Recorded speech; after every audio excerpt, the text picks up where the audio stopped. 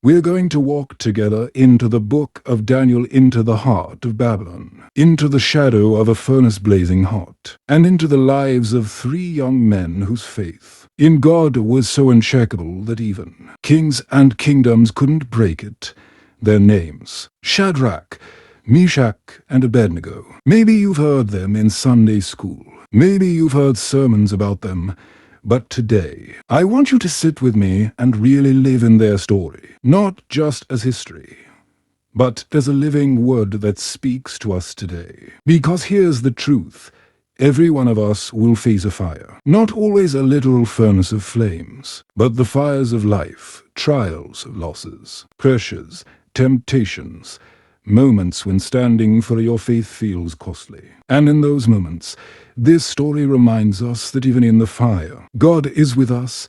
Picture this with me. It's the 6th century before Christ. The land of Judah has been conquered. Jerusalem, the holy city, is in ruins. The people of God have been taken captive, marched hundreds of miles into Babylon, a city of gold and glory, but also of idols and oppression. Now Babylon wasn't just any city. It was the city known for its hanging gardens, its towering walls, its wealth and power. But behind the glitter was a kingdom that sought to erase the identity of God's people. Among the exiles were 4 young men: Daniel, Hananiah, Mishael, and Azariah. Their Hebrew names honored the God of Israel, but in Babylon, even their names were changed. Daniel became Belteshazzar, Hananiah became Shadrach, Mishael became Meshach, Azariah became Abednego. Do you see what's happening? Babylon wanted to strip them of their identity and replace it with something else. And isn't that a lot like the world we live in today? Pressure to blend in, pressure to fit into systems that don't honor God, pressure to forget who you really are. But these young men, teenagers at the time, chose faithfulness. They served in the king's court, but they didn't forget the King of Kings. They wore Babylonian robes, but they kept God's law in their hearts. They could live in Babylon without letting Babylon live in them. And that's the first lesson of hope. You can survive in a place that tries to redefine you if your faith is rooted in the God who never changes. Now, years later, the real test of their faith is about to come. Nebuchadnezzar, powerful and proud, decides to build something to symbolize his greatness. Not just a statue, not just a monument, but a golden image towering nearly 90 feet high and 9 feet wide. Gold shining in the desert sun, visible from miles away. It's not simply art. It's a statement. I am the greatest, and my gods are supreme. Then comes the decree. All officials, leaders, governors, judges, everyone of importance must gather for the dedication. When the music plays, horns, harps, flutes, pipes, everyone must bow down and worship the golden image. Think about that for a moment. The pressure, the crowd, the eyes of the empire, everyone bending low in unison, thousands bowing to the ground. And in that sea of bodies, 3 young men remain standing. They don't bend. They don't bow. They don't break. Sometimes faith isn't loud. Sometimes it's simply standing when everyone else kneels. Sometimes hope looks like quiet resistance. And it makes me wonder, what are the golden images of our world today? Money, fame, popular opinion. What do we bow to when we're afraid of standing alone? Shadrach, Meshach, and Abednego show us that real faith doesn't follow the crowd. It follows God. Word travels quickly. The officials rush to the king, O King Nebuchadnezzar, live forever. But 3 men, Shadrach, Meshach, and Abednego, refuse to bow to your image. Nebuchadnezzar is furious. He summons them at once.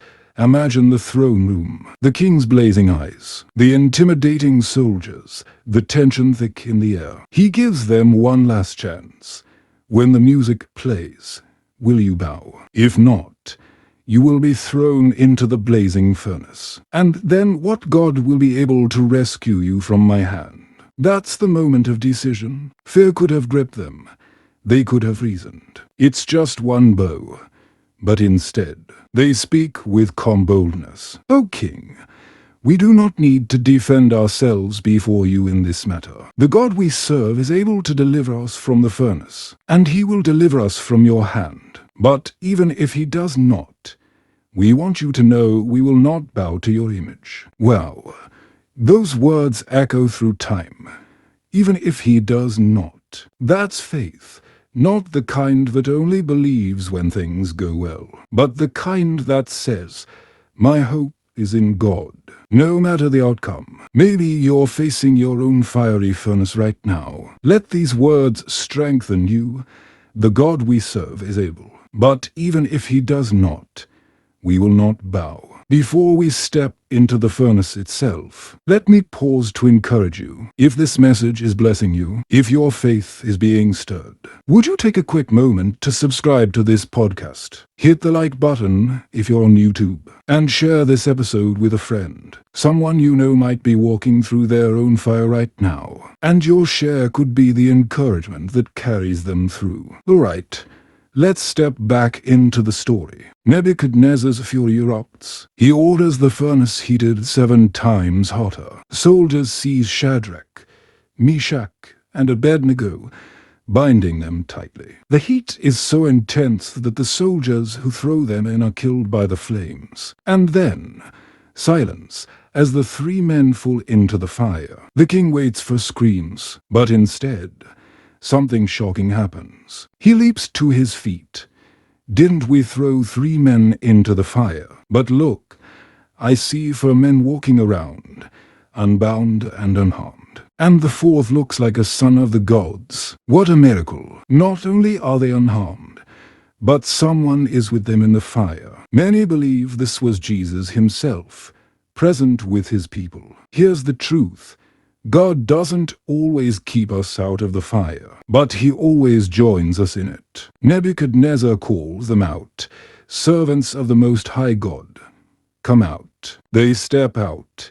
No burns, no singed hair, not even the smell of smoke. The furnace that was meant to destroy them became the stage for God's glory. And that's what God does for us too. The very fire that threatened to break you can become the testimony that reveals his power. What about us today? Maybe your fire is sickness. Maybe it's financial stress. Maybe it's depression, anxiety, or family conflict. Whatever your fire looks like, you are not alone. The God who walked in the furnace still walks with his people today. Faith is not pretending the fire isn't real. Faith is trusting that God is with you in the fire. And hope is knowing this trial is not the end of your story. As we close, let this truth settle in your heart.